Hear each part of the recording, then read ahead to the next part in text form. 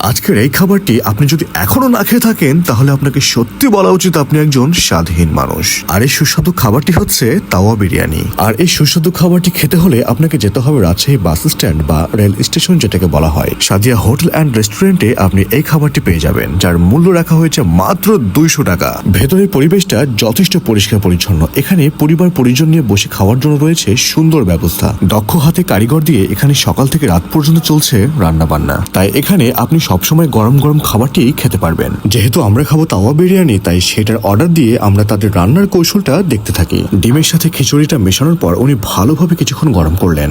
এরপর বেশ ভালো পরিমাণে কিছু মাংস উনি এটার সাথে মিক্সচার করলেন। ভালোভাবে নাড়াচাড়া করার পর উনি সর্বশেষ একটা জাদুকরি মশলা বের করলেন। আর এতেই তাওয়া বিরিয়ানি পুরো স্বাদটাই চেঞ্জ হয়ে গেছে, যেটা আপনি একবার খেলে বারবার খেতে চাইবেন। এরপর পরিমাণের মতো তেল এবং ঘি ব্যবহার করে এটাকে আরো কিছুক্ষণ নাড়াচাড়া করতে হয়েছিল। এরপর এত প্রসেস কমপ্লিট করে আমরা পেলাম সে আমাদের কাঙ্ক্ষিত তাওয়া বিরিয়ানি। দেখছেন কালারটা কি সুন্দর, দেখেই মনে হচ্ছে একেবারে সব খেয়ে ফেলি। যদিও আমি দেরি করিনি, আমি খেতে বসে গেছিলাম, কিন্তু আমার শত্রুতা আছে মরিচের সাথে, তাই আমি সেটাকে আগে আমার পাত থেকে সরাতে চাইছিলাম। তারপর শুরু হয়েছিল আমার কবজি ডুবিয়ে খাওয়া।